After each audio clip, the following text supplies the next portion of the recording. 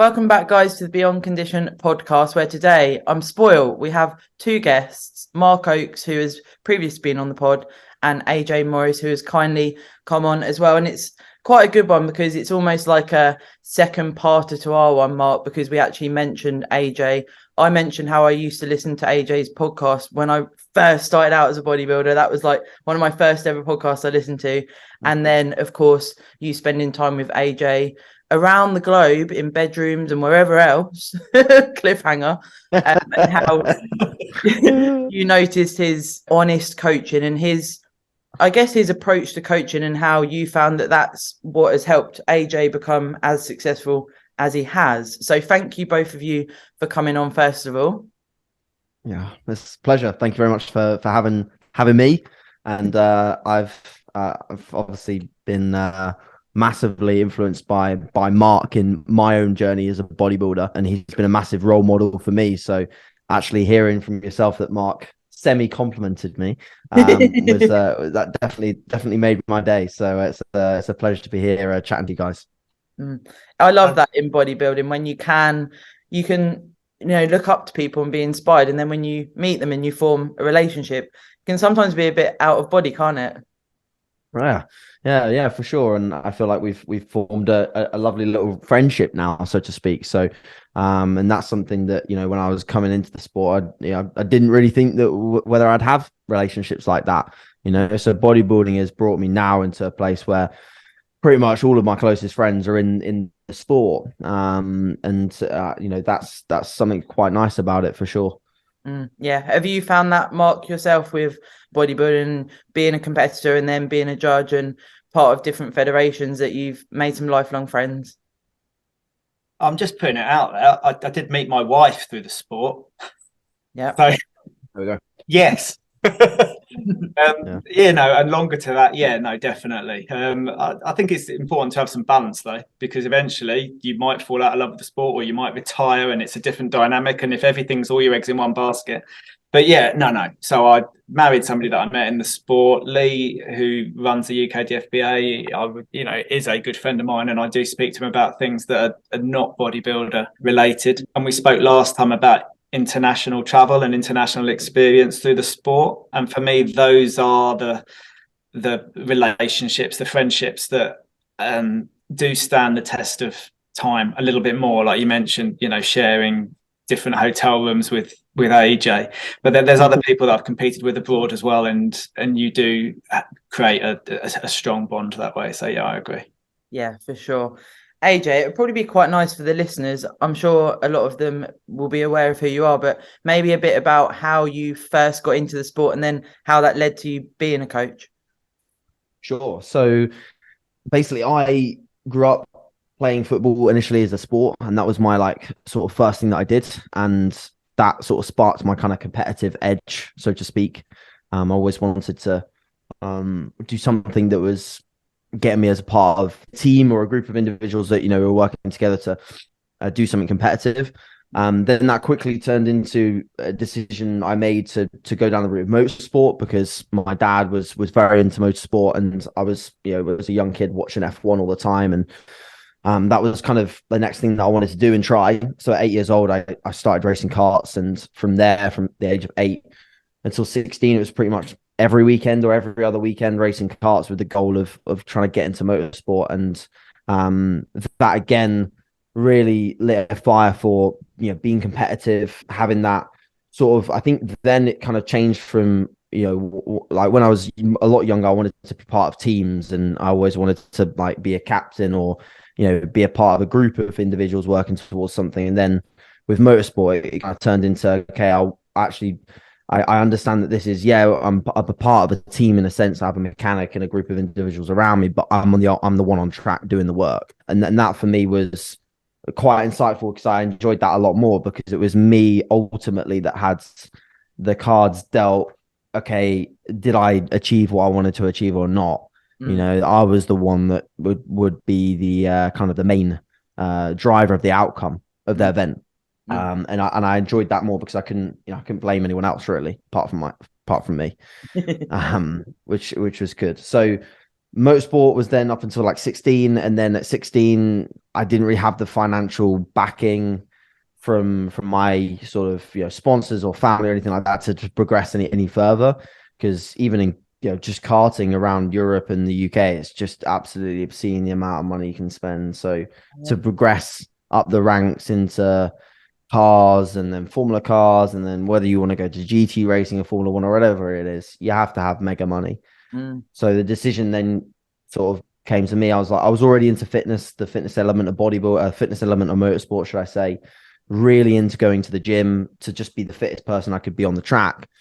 So I'd already kind of developed a little bit of a semi passion for that, and nutrition as well. I was managing my meals at, you know, 15, 16 when I was racing karts.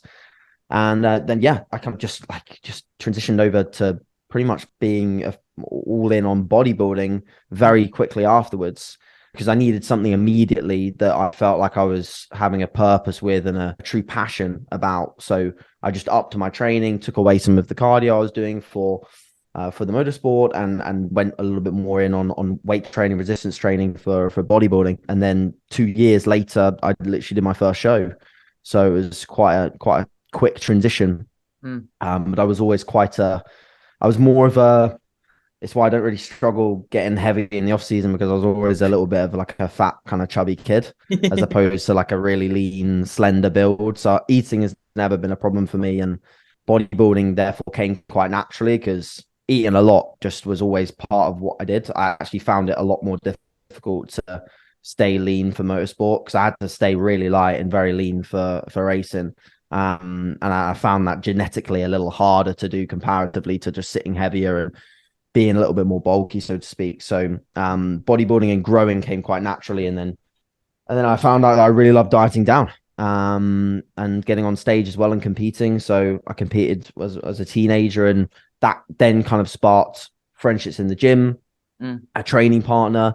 And then from there, the coaching kind of evolved, because the initial client, the first ever client that I had, was just literally my training partner in the gym, who kind of refused to go anywhere else for advice other than myself. Or even when I told him to go to someone else to get a coach, he didn't want anyone else. And I don't know whether you remember him, Mark, but that was Marcus Garver, who went out to Atlantic City in the same year that Dom Ray went out as a teen, if you remember that year. I think it was 20. We touched upon this last time. I'm like a goldfish. The name does ring something. That genuinely rings a bell, but no.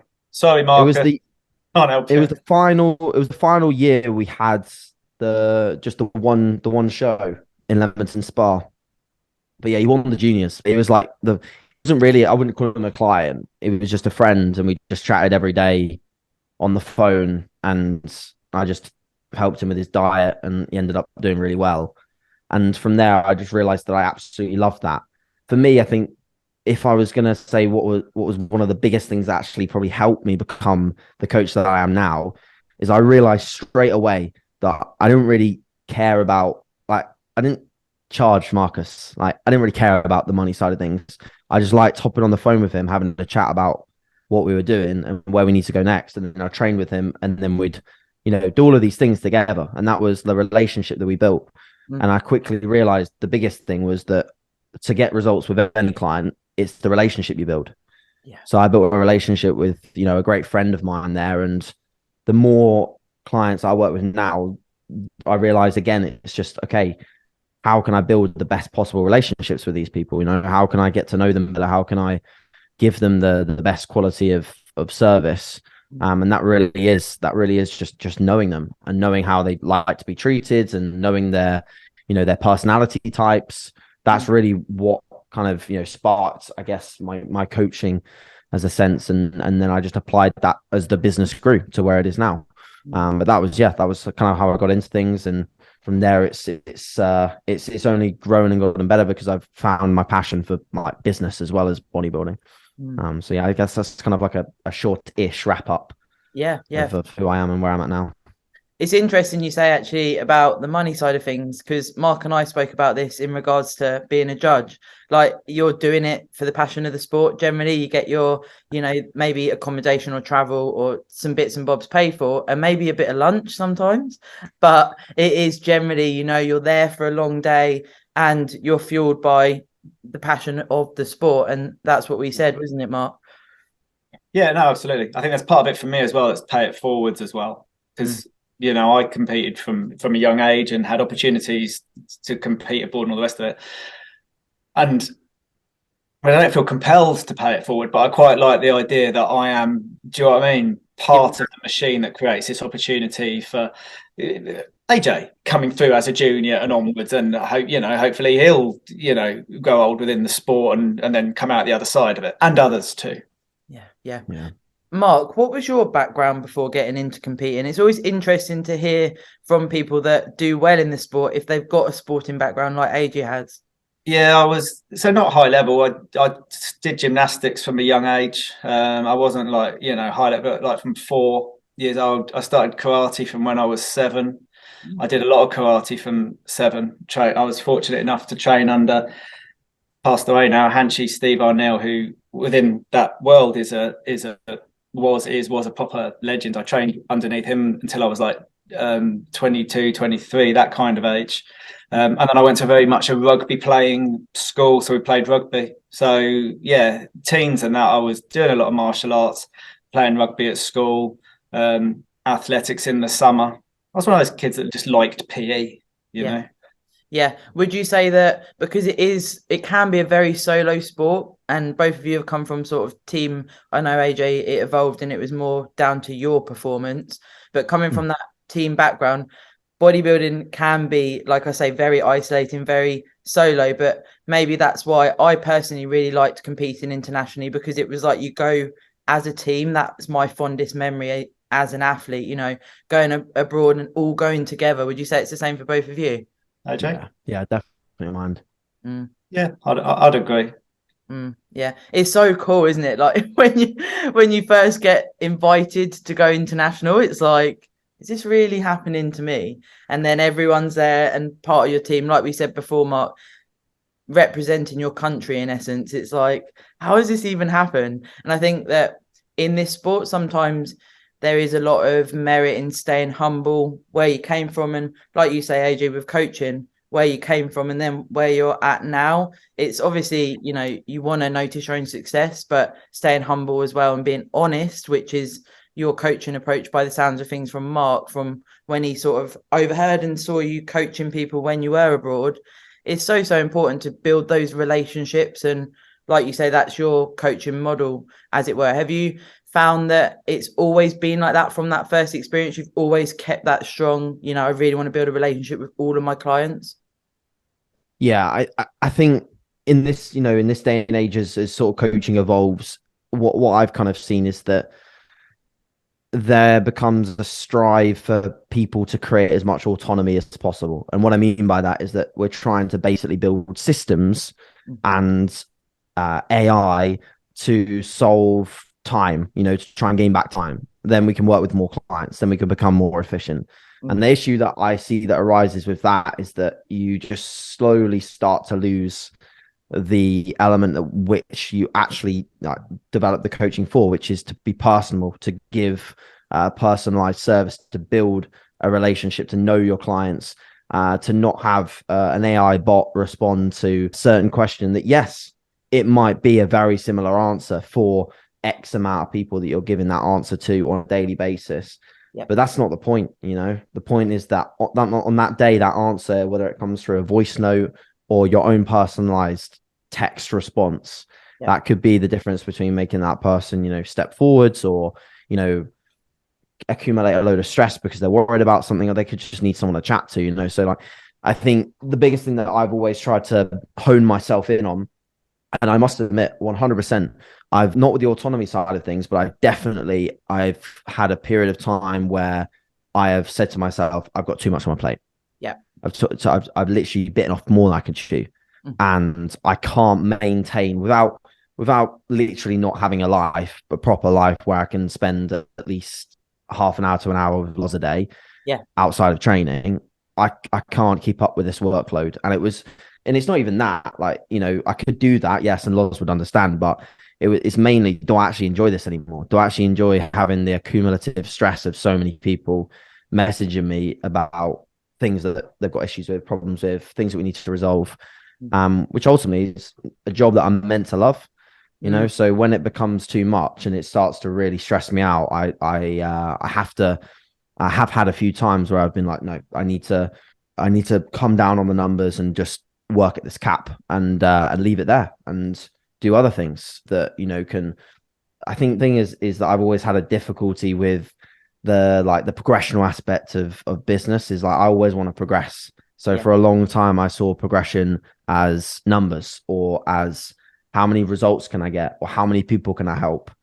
And that then can cause issues in coaching, because you can't give the same quality of service and just keep doubling it, keep going. It's just, you only have so many hours in a day. So that kind of, to talk on a little bit with Natural Bodybuilding Worldwide, is why I started that to a degree, is because I wanted to create as much impact on as many people as possible, of which I knew I could help more people, but it was just not necessarily in a completely direct way, giving them help, knowledge, giving them a place to, feel like they're part of something, but not necessarily have complete direct contact with me in a coaching scenario. So that's why the site's there, is because people can have exactly that, but one at a fraction of the cost, and two, without me having to spend as much time as I would personally with a one-to-one client. So I think that's one of the biggest things with coaching is just like remaining in a position where I can give the same quality of service to everyone, develop a relationship, not have to say no to things like having a training session with a client, or like tomorrow I'm traveling down a couple of hours to a different gym to get in a session with a couple of clients of mine. If I had so much going on in a day, I would have to say no to those things, and then that just sucks. You're no longer that person that I was 4 or 5 years ago when I'd say yes to everything. It's hard though, isn't it? And it's almost like self-growth and progression in yourself to be able to say no. That's of course something that we all share from competing, being able to say no to certain things, particularly in a prep. But then when you become, like yourself, a successful coach, and being able to go, I've hit my cap of what is realistic for me, so I can still work with all of my clients at the same level, and communication, interaction, etc. It's hard, because you do get to a point where it's like, well, how am I progressing then? But then it's more maybe, how am I retaining the clients that I've got and offering the best possible service? Yeah. I think that's a big thing as well. Is I definitely pride myself on that, in the sense that as long as my clients, being honest, as long as my clients stay natural, I really think that if they're wanting to compete over the long term and keep improving, I've pretty much never really lost a client in that scenario, unless they choose not to compete anymore and not to do bodybuilding, because I feel like we've always got a game plan to be better and to improve and come back. There was a lot of people last year that were planning to compete over the COVID period, either in 20 or 21, and they came back all last year. So it was a crazy busy year, and a lot of them came back from competing in 2019. And but it was amazing, because a lot of them had, they turn up at shows, and even Mark, I'm sure, can attest to the fact that he'd seen a lot of them in 2019. Maybe he'd probably forgotten most of them, but a few of them. A few of them he remembered, and I remember him, saying to me afterwards, a lot of these, girls and guys have improved. You come back better, and it's even obviously as well, with what we had in terms of the disruption over those years, and during that disruption, business was still good, because I had real people with real relationships that they wanted to do what was possible in that period, but they also knew that they wanted to support me, because if they didn't support me, I wouldn't have a business. I wouldn't have things going well on my end, as well, and that would obviously be very, very stressful. So I think if you build a business based around people that trust you and genuinely just like you, then that's probably going to do you pretty well, and the times potentially do get tough at points.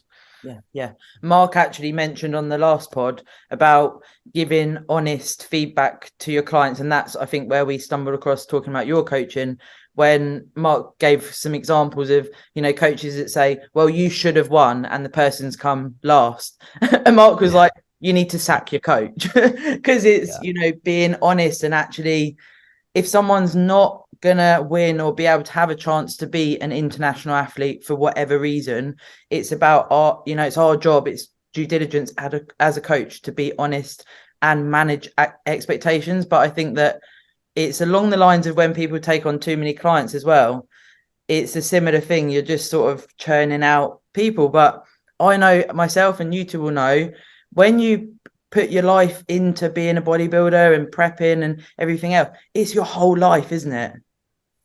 Yeah. Can I just make a comment to that? Because there will be some people who might not have seen the last or listened to the last, and they've just come in on this. Yeah. I wouldn't want people to feel that. So I do coaching at work, in a completely different industry. Coaching, you know, is a term that gets used all over the place. But in this environment that we're talking about, I'm not suggesting that a good coach giving honest feedback will just say to somebody, you're rubbish, you'll never make it. Yeah. Just to be absolutely clear. Yeah. Not horrible. No. But I do think that some bad coaches, who in my opinion aren't coaches because they just tell people what to do, and I don't think a coach just tells someone, eat this, do that, do the other. Yeah. But parking that, I think that a good coach has got the skill set to have a proper coaching conversation, which would lead an athlete to the point where they can appreciate what or why, you know, they've placed where they are, and have a discussion around sensible and realistic aspirations for, you know, this year, next year, 5 years, 10 years, whatever it may be. I don't think it's a good coach who just goes, well, why did you even bother? Do you know what I mean? You're never going to, that's not the point. Just to be clear, if anybody is listening to this and didn't hear the last one. Yeah. AJ, does that resonate with your approach? Yeah, 100%. 100%. I think there's this kind of middle ground between being very supportive and encouraging with your clients and honest. Those things I think all go in hand. And then there's the opposite end, which I would kind of determine as, it's a kind of a blanket statement, but kind of like blowing smoke, in the sense that it's just like every check-in is how amazing they look, but the reality is a lot of coaches, even in, you know, natural assisted, doesn't matter, they maybe don't even understand the standards at the shows, you know. So they've got this person, and, you know, they'll pump them up and say that they're, you know, the best natural client that they've ever seen. They've never been to a UKFA show. They've never been to a natural show. You know, I literally see that all the time. I'm like, you know, yeah, they're all right, but they're not what you're saying they're going to be. You know, they'll come to their show and they'll be lucky to qualify for the British, and then they'll be literally down in the dumps because you've made them up to be a natural pro bodybuilder straight out the gate. You know, so I think the reality is, as a coach, it's your job to understand the reality of the situation, the reality of the standards, the reality of what, you know, if your client's competitive, what are they actually going to be going up against? What are the standards? And then you can work towards those standards. And yeah, of course, you can still give them praise because it's their own journey. They don't have to beat everyone to have a successful bodybuilding journey. You know, if they come to you, and I get a lot of people that come to me and they, you know, their application form will say, I just want to be a natural pro bodybuilder. You know, that's all I want to do. That's all I want to achieve. And then, you know, you'll have to slowly, you know, tell them through their process. It's like, this is a long-term goal. I mean, maybe some of them are cut out for it straight away. You know, a rare occasion that, you know, you get someone that's an absolute freak and just so responsive, but rarely is that the case. You know, people have to work at the process for a long time to be able to attain that goal. And to be fair, a lot of the people that, it's very rare that I actually get someone that says, I want to be a natural pro and is actually there. It's often the people that are so unaware of their own potential and they think that they need to be so much better, and they've worked on self-improvement for a long time. They're actually the ones that need to hear that they're really, really damn good and that they need to have a bit more self-confidence. So it sometimes flips the other way. But yeah, you know, what would you say to that, Mark, in the sense that, you know, when you were coming up as a bodybuilder, do you think that you had what was your mindset like? Was it like a nice blend of like, did you get more self-confidence over the course of time, or when you first competed, did you have a little bit of, a good bit of self-confidence and maybe a dash of like cockiness about it, or like, how did you approach it? Um, there's obviously how I feel I was, and then how everybody else feels I was. So, my self-perception Yeah, is not a million miles away.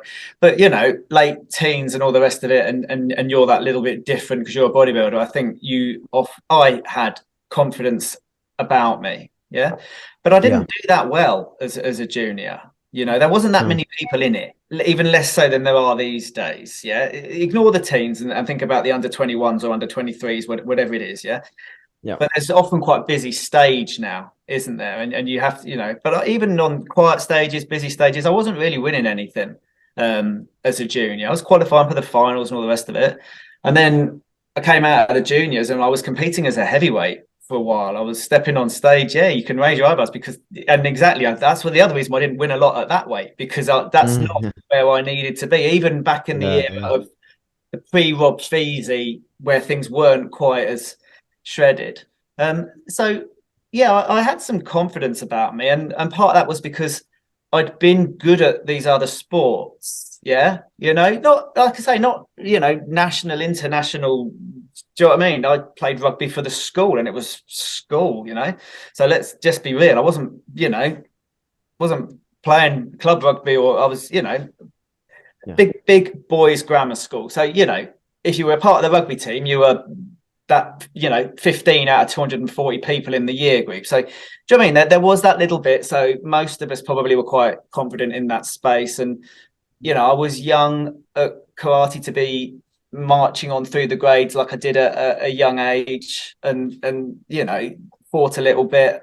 So I had some confidence about me, but I'm not sure that from a bodybuilding point of view, I always thought it was going to be all right, and I sort of always qualified, but I never really expected to do that well until I started winning. mm, And yeah, then when I won my first show, I did lose after that, but not often.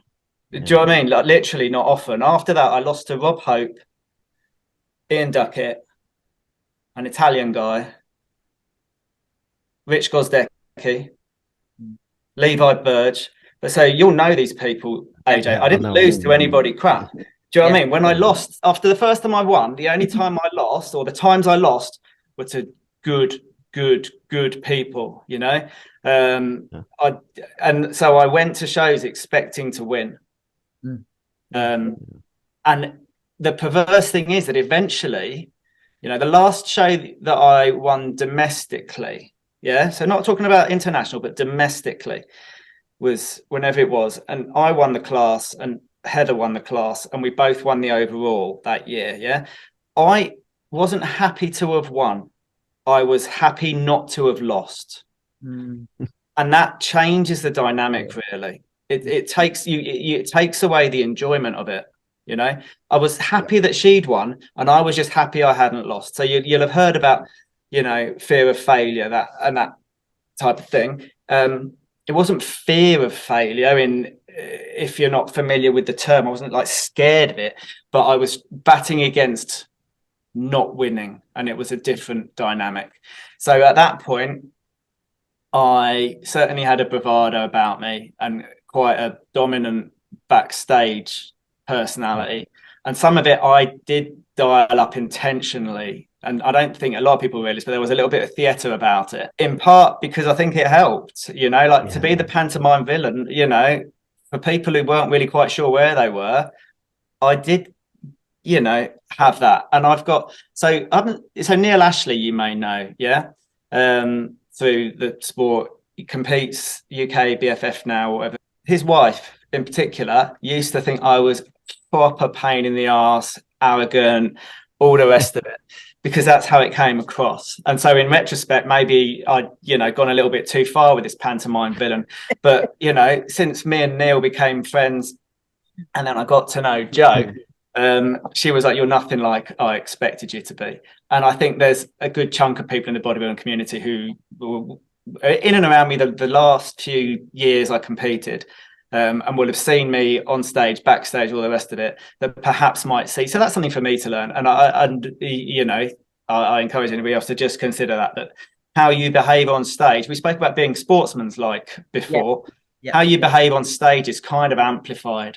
So something that you'll think will be a small kind of shake of the head when you don't agree with the judge's decision, or you think you should be in the first call out, gets dialed up to 11 in the eyes of people in the audience, who then make a whole bunch of assumptions about you. And if you want to earn your money through this as a coach, and you are that person who raises their eye when they've come second and it comes across the wrong way, I'm imagining that that's not going to help your business model. But yeah, that's a long answer, AJ. But does that make some sort? I can see you laughing away. Like, I can imagine why that was the case. But it's the villain bit, isn't it? I'm sure you agree, AJ. I'm very similar. Maybe not a complete villain like Mark, but you step into a bit of an alter ego when you go on stage. So I'm not naturally like a sassy bikini athlete, but when you go on stage, as soon as you pass those curtains or wherever it is you're passing to go on stage, you've got to almost step into what may be a very different person to what you are in actual person. No, 100%. And like Mark was saying, I think it really does make a difference. Yeah, I think it really does. I think, ultimately, I was asking the question as to how he started and sort of gained confidence over the course of time, because I think it's something you have to, it's almost a little bit of a skill you have to build. And it's something maybe that your accolades kind of help you build as well, because once you start winning, you really don't want to ever not win again. You're so fueled up and fired up by the thought of achieving that win again that it makes you that kind of individual that's like, right, everyone here, I'm beating you. It doesn't matter what I'm going to do. I'm going to beat you all, kind of thing. And yeah, I think it does definitely make.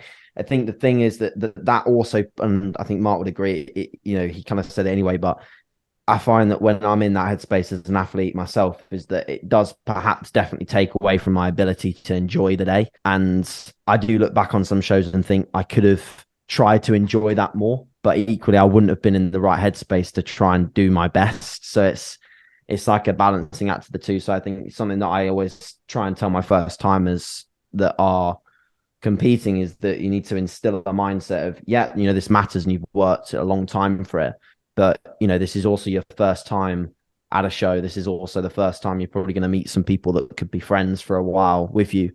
And there's a balancing act between, okay, if someone says hi to you, can say hi back. You don't have to have your headphones in and your hoodie up the whole time. But yeah, I think it depends on the scenario a lot, for sure. I think I've definitely become a little bit maybe more introverted over the course of trying to focus on what I need to do as an athlete when I am backstage and when I'm on stage, comparatively to when I started competing. There are mind games, aren't there? And part of this is enjoyable and it is good fun, because there is also, you get to the point where you really, you're driven to turn up and to win the class or to win the overall, depending on what your goals are. And that's where you're at. But oftentimes when you start to bat at that kind of level, the other athletes want to see what you look like. So like that, you turn up to weigh-in and they just want to see whether they can see your cheekbones, kind of thing, or whether whether you're eating and it looks like your brain's bursting out. And then when you take that first layer off, or do you know what I mean? People are doing that. I'm not looking, but they are. And those are the mind games that go on, and it's good fun. And this is to the point about friendships and the like. This is where some of it is like this unspoken banter is part of the sport, and it can be enjoyable, and it can have, in the smallest of margins, it can play a role on stage. I'm not suggesting it's a fight for those of you who've not competed before, but just in terms of like the mind games backstage, if you can psychologically have the better of somebody, then it might well help you pose just that 2% harder and knock the 2% out of them. So that 4% of difference, well, the numbers don't matter, can be the thing if it is that cigarette paper that sometimes it is between first and second. Yeah, and when we talk about being a successful bodybuilder, or if it is going into competing, and Mark and I touched on this on the last pod, holding your own on stage and having sportsmanship, but also remembering when you're at the back of the stage and you're still on stage, the whole time you're on stage, you could be being watched, and it could be, just one point between a couple of you. And I'm sure you're tell your clients this, AJ, and for your own competitive career, you're always being judged. There's nothing worse than when someone goes to the back of the stage and just stands there like they hate the whole thing. Would you agree?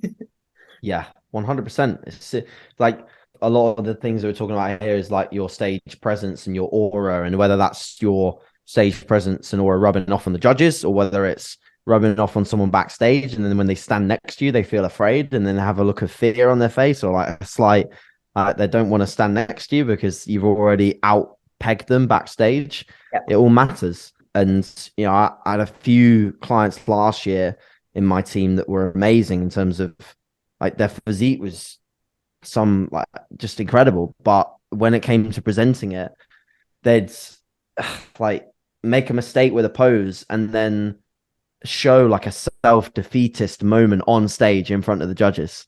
Yeah. So like they'd call a side chest and they'd hit a side tricep out of like a bit of fear. And then they'd go like, no, just don't show that. Just get back in the pose. Yeah. So as soon as you show that defeatist look and like the confidence comes off the face, it just completely changes. To me, even watching it, it changes the physique. It changes the physique, and then what the judges are looking at, in my opinion, it's slightly skewed, because you just don't see that same pop and oomph to a physique that is shown when someone hits it with a lot of hit shots with power, confidence, precision.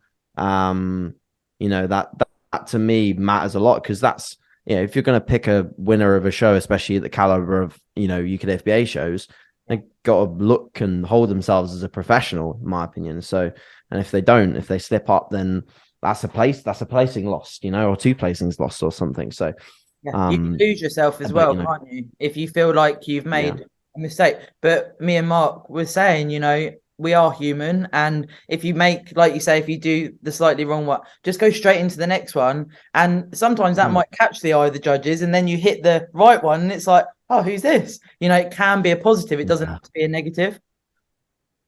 Yeah, for sure, 100%. Mark just loves to see the pizzazz when everyone's at the back of the stage, don't you? And doing all of the same poses as the judges are reading out. I remember you talking about that. Yeah, aggravates me. So that's almost what can lead to that cherry on top when you're on stage and it's all come together if you compete, and what success looks like on show day. If we go right back to the fundamentals of bodybuilding, and this is something I talk about on the pod, but I think it can sometimes get overlooked slightly when you come onto this journey, and those small things that all add up to what bodybuilding is and how important they are. And AJ, when you sort of get someone come in, they say, you know, I want to get into bodybuilding, I haven't really done it before, I've done a bit of fitness. Is there a certain way that you deliver that to try and install these basic habits that you need to be a successful bodybuilder? Yeah, for sure. I think, you know, it comes over the course of time. It comes as a case of, okay, like, let's kind of do a bit of an assessment as to where you're at, you know. So like even just simple things like, what does your day look like? You know, how are you managing your time? Because how you manage your time is slowly going to build into what a bodybuilding day can look like for you. Because obviously everyone's different, you know, not everyone's going to have the same bodybuilding day. But the structure needs to be there. And I think once you got like that sort of the basics of like time management in place, everything else starts to kind of fall into place around that, because you start to take everything else so much more seriously when you have a structure and when you have a schedule. And then when you take care of, that, it's, you know, things fall in place pretty naturally.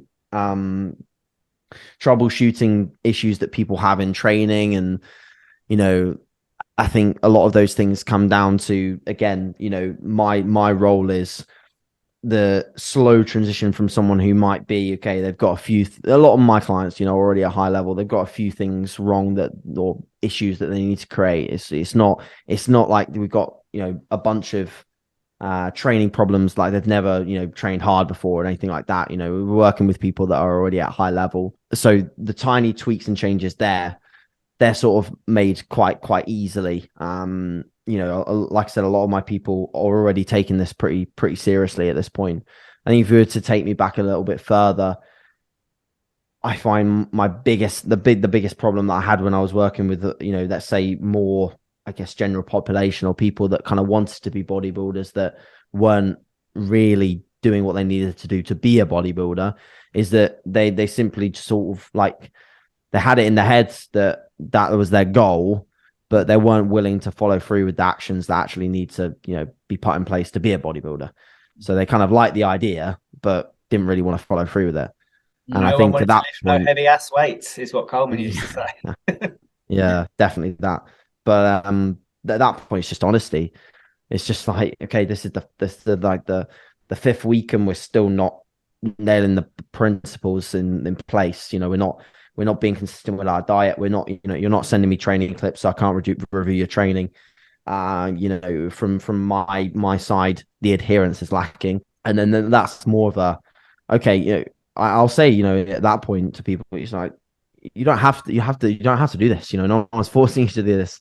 This is all a choice. This is something that you can decide to come away from any point. You can back down on it. It's not a problem. Bodybuilding at this level, bodybuilding when people come to me with the goal of getting on stage and doing well, and they want to be their best. Is it's not a sport with a ton of balance, I'm afraid.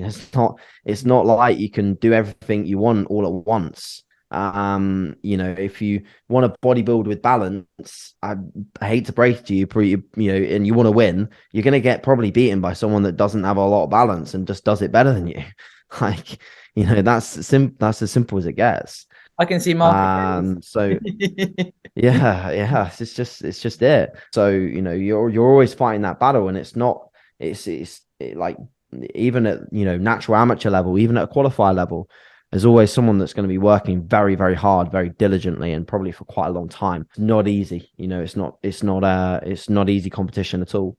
So yeah, with those people, I'm, like I said, I'm very, very honest, but I tend to work with people over different phases. So I'll learn as to whether they've got what I would call as like diet tolerance and like, just bodybuilding tolerance as a whole. So like if they can't handle a small diet to what I would deem as like 20 pounds above predicted stage weight without a lot of problems, i.e. most of the problems being like simple ones like adherence, a negative connotation with the phase, negative affirmations all the time about the fact that they hate it and they're tired and all of this rubbish.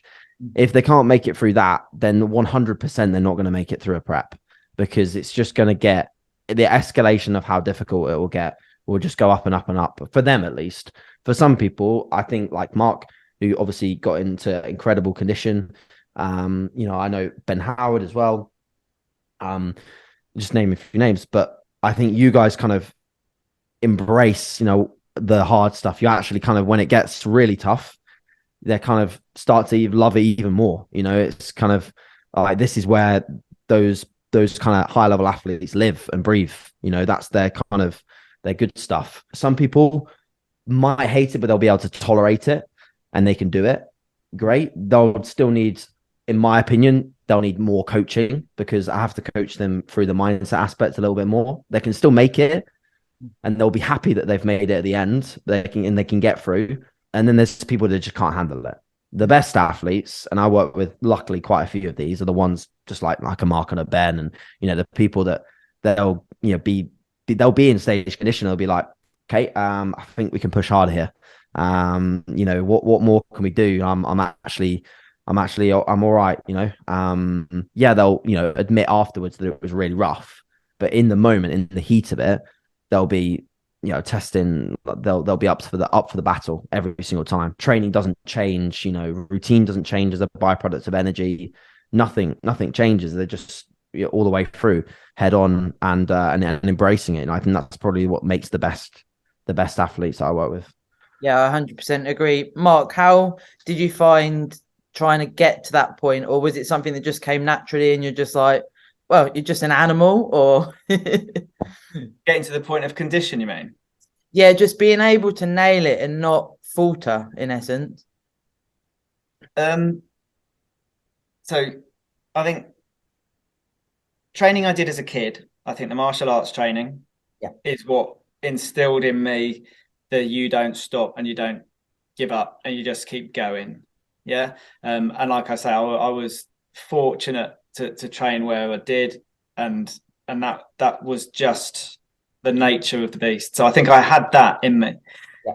What stopped me getting into that kind of condition when I first started competing was really just lack of, at the time, knowledge and understanding. And as long so AJ, to put your water down before you spit it out now, yeah. Back in the day, as long as I didn't eat any fat, that was it. I didn't care. So, so when I was 19, I wouldn't have thought anything. And dieting for those, this is just an audio pod, I'm doing that air quotes thing. Yeah. I'd have been quite fine to have 5 rice cakes with a load of honey on if I was feeling a bit hungry, because there's 0 fat in that. No fat. And I love this. live on things like that. Like, do you know what I mean? And malt loaf. If you look on a malt loaf, you know, there's a few calories in there, let's be fair, but there's no fat in there. So basically, as long as I was eating no fat. So to answer your question, Sarah, once I'd understood a little bit more around, you know, carbs and the like, from that first time that I nailed my condition, the rest, every other time, it was just fine tuning, because it was literally just flick a switch. This is what I eat morning, noon, and night, and what supplements to take, and all the rest of it. And it was just small tweaks. I've got a question, if that's okay. I have a question. Yeah. I have a question for AJ. So you are. So I'm not going to say the first and only, because I'm going to be unfair to somebody, but I have very seldom and rarely heard from a inverted commas coach in this environment who's spoken about coaching somebody on their mindset. Yeah. What I hear is I coach them in the gym. What I've observed is I tell you to do 5 reps to eat 20 grams of protein or whatever. And so a lot of telling. Yeah. And I've also observed a lot of spouting of pseudo psychology as well. Yeah. Can you share, because I'm interested genuinely, what some of the coaching around people's mindset would look like? So if I was coming to you for an athlete, just to be clear, I'm not, I'm retired and you know, but if I was to come to you, you know, mindset coaching, what might that look like for an athlete who's faltering? Sure. So in that scenario where you are coming to me with being tired, being fatigued, struggling with a session, for example, not wanting to do it, I think a lot of the time the mindset flick of the switch there is trying to reaffirm, like change the affirmations. So at the moment your affirmation is negative. It's a negative affirmation. So we flick that across to trying to be more positive. So instead of telling yourself you're tired and you're weak, because telling yourself those things, it doesn't help us with anything. If anything, it just makes things worse. It will just make you feel more tired and more fatigued.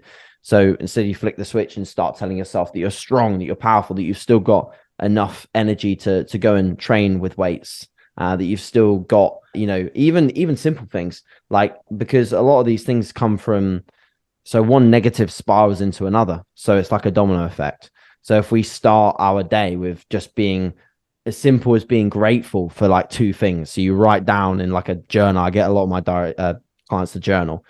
You write down 2 or 3 things you're just simply grateful for. Like, you got your health, you know, which you more than anyone else know a lot about, Mark. You got your health, you got your well-being, you've got, you know, a roof over your shoulders, you've got, you know, a family, you know, all of those things.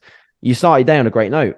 Instead of, a lot of people when they diet, they wake up and they think, I'm on low calories, or they weigh in and they look at the scale and they're not happy with the number and it's suddenly a crap day, you know. And that's where in some cases I have to completely remove the scale for clients, because they get so attached to just seeing a number come down. If it doesn't go down, their brain blows up.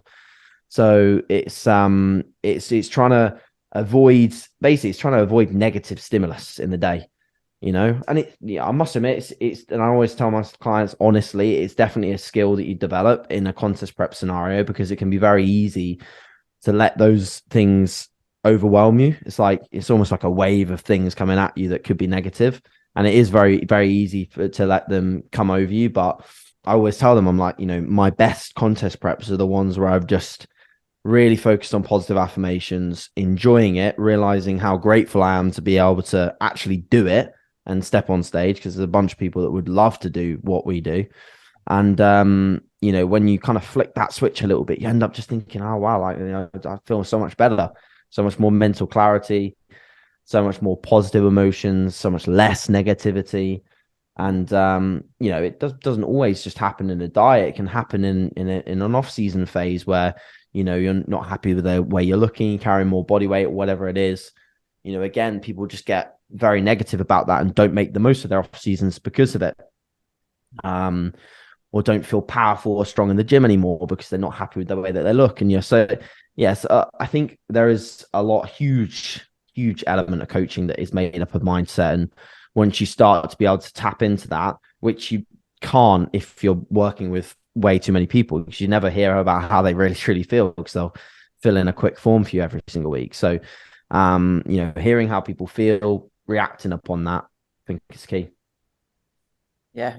It's almost like you're talking there about manifestation, isn't it? If you manifest something, and sometimes I think I've been guilty of it in the past, and people I work with, you can easily go into these negative mind warps and maybe not even realize how detrimental that is to everyday life. And then things like doing your food prep, if you put it off and then you're doing it late at night and then you think, oh, I've got to do my food prep now, you resent it, then you maybe don't do it. And then the next day you don't hit your macros because you haven't done your food prep. And then you feel, and it continues to snowball. But like you say, having that personable relationship with your clients is super important with these little things, because how would you know that it's something quite small that they've got a negative connotation with that then overlaps into the whole of their bodybuilding journey, as it were, unless you ask? But mindset, like you say, Mark, such a good question, because it's something that it's massive. Like it's crazy, and it's amazing what you can still achieve with the challenges we all face in life, because life is not linear, a bit like weight loss. With what your mindset is when these challenges come up, because you know what it's like in a prep. I don't know about you guys when you prep, but it's never plain sailing.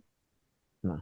Like there's so many things that, and like you mentioned there, AJ, very relevant as well, about scale weight not always going down and then that getting in your head. Maybe before we wrap up, we could touch on that a bit more, because that's something I come across a hell of a lot, and maybe how you combat that with your clients.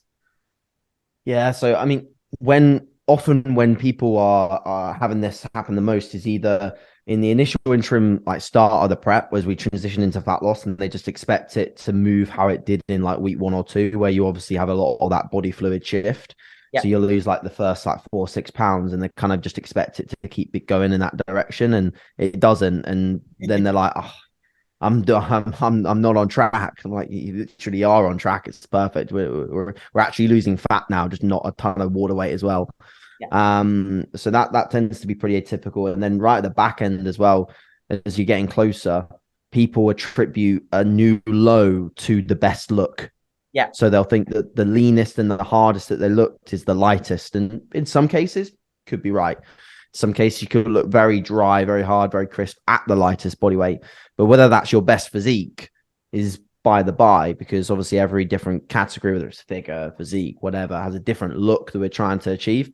And that's not always relative to, you know, being at the lightest body weight. Even for a bodybuilder, typically a lot of the lightest body weights they'll hit, unless they're hitting a weight cap, will probably also be the flattest. So some muscle groups will drop off in terms of fullness and they might not be at their best. So then we have to kind of, if the client's well educated enough on the fluctuations, things like that, then hopefully just have a few bad days and we'll get our heads around it. And then they'll realize that just the way in is just a little bit of data for me at that point. And the rest is, you know, just let me handle what I need to handle.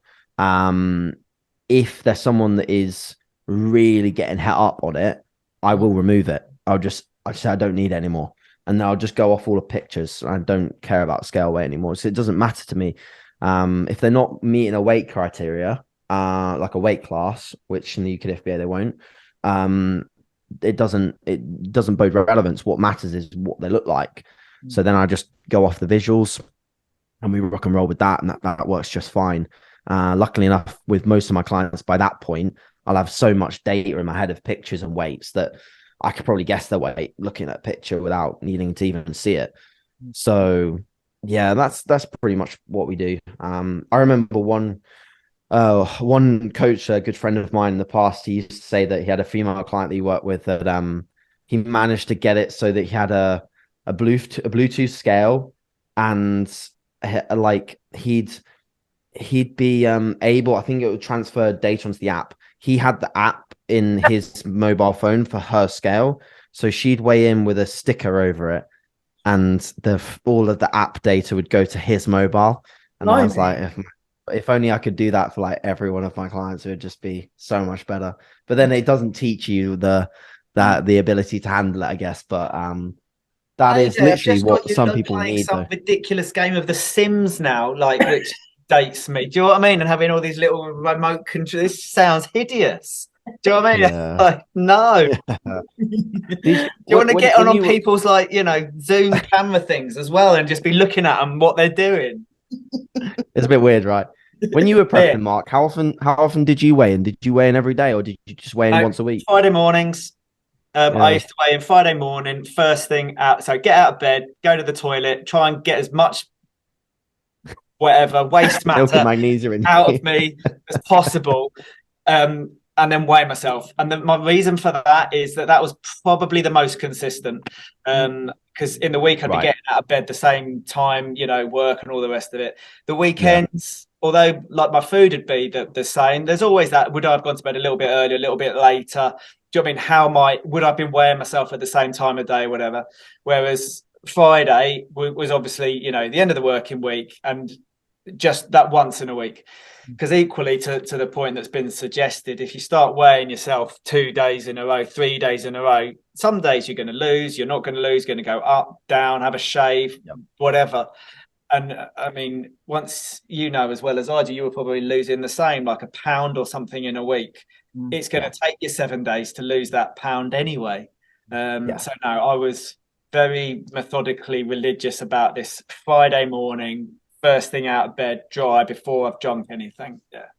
It is crazy how it gets in your head. Like, I don't think I've spoken about this on the pod before, but I got into the point in previous preps where it was so neurotic that I'd weigh myself at a certain time at night, and then I'd know I'd lose X amount by the next day because there was a trend that formed. So then I'd weigh myself in the evening. I'd have to do certain things first, then in the morning, and then I'd do it the next evening. And my coach did the same as you, AJ, and he said to me, right, we're having 2 weeks without the scales. And it was like, holy shit, you know, how am I going to monitor my progress?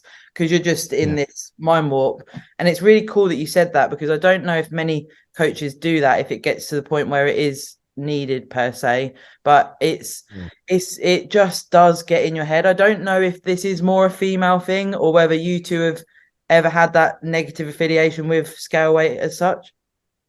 Yeah, I mean, I would say, I mean, I don't want to speak for all females because that's unfair, but I would say that from who I've worked with, it definitely is a little bit more of a female frustration. Of course, you know, whether you lose it or not in prep, but the menstrual cycle will play a role, and even when you spot trends can not always be the same, so that can definitely cause even more frustration at that time of the month. But yeah, for myself, I still definitely don't have the most solid relationship with the scale when it comes to the back end of prep. I'm always someone that thinks that there's a little bit more there to lose, and even when I'm pretty much where I should be, I always think, I can push that rate limiter a little further, and sometimes that is relative to the scale. I'll see a new low and I'll be okay, this will be good, and in reality, when you look back with hindsight, it's not as good as you were half a pound to a pound fuller and bigger. And just as hard, if not harder. So yeah, for me, I still sometimes struggle a little bit at the back end of prep.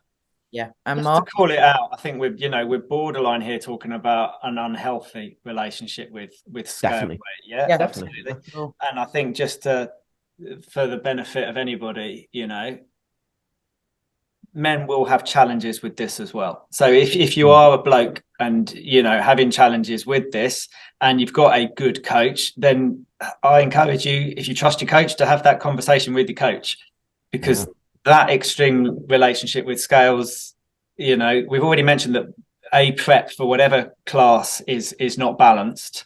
You know, I think the duty of coaches, and I level this at you two, is to get people to stage alive, you know, healthy.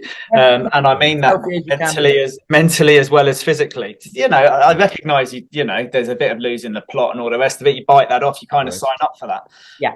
But yeah, if you are a bloke listening to this, you might have challenges with scale weight as well. So just have that That's chat. why I wanted to ask you both, because you've both had success in the sport and you're still part of the sport, both of you. And it's, I think, sometimes overlooked a little bit that men still do have the same thought processes as women, even, you know, like you touched on right near the start, AJ, like off season and how that looks, how you feel. It's, I mean, that's a whole nother podcast, as we know, but it's crazy the mind warps you go through. And I know from living with a bodybuilder myself, he has his own struggles with how he looks when he's pushing up. It's hard, you know. This is, like we said before, Mark, this is an extreme sport. It's not normal as such, is it? You know.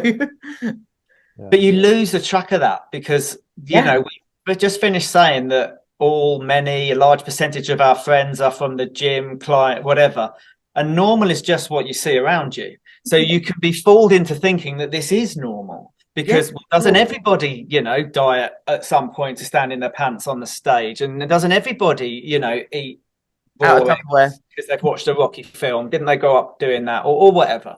Yeah. But do you know what I mean? It becomes the norm for, like, the three of us. 100% of the people do this. You know, form is what's around you. So it's just to acknowledge that. Yeah, for sure. Yeah. I think that's a great way to wrap it up today. But of course, both of you, the opportunity is there. Have you got any stories of your hotel room endeavors together that you'd like to share with the listeners? Or Two answers to that. Yes, I have loads of stories, but none that I would want to share with the listeners. Not even one. Yeah. Okay, can't let you in on that, I'm afraid. It's worth a try. Thank you so much today, guys, for your time. I do really, really appreciate it. And I know the listeners will as well. Now, if anyone wanted to follow either of you or reach out about anything we've spoken about, or for AJ, if anyone was looking at coaching, is Instagram the best place? Yeah. I mean, Mark's on Facebook. Yeah, I'm on the Book of Face. I'm also on Instagram. I got banned from Twitter once, but through no fault of my own. I think, they just chucked me off for ages. I reply to things sometimes if they're polite and well, they're generally just not mental. By that I mean inappropriate. Well, yeah. Instagram, natural_oak. And AJ, is your coaching application and that type of stuff directly on your Instagram? Yeah, it should be in the little link thing. So yeah, if people want to check that out or check out the Natural Bodybuilding Worldwide site, then please feel free. Awesome. Thank you, guys. I really do appreciate you. Cool. All right, no problems. Speak to you soon. Catch you soon. Bye-bye.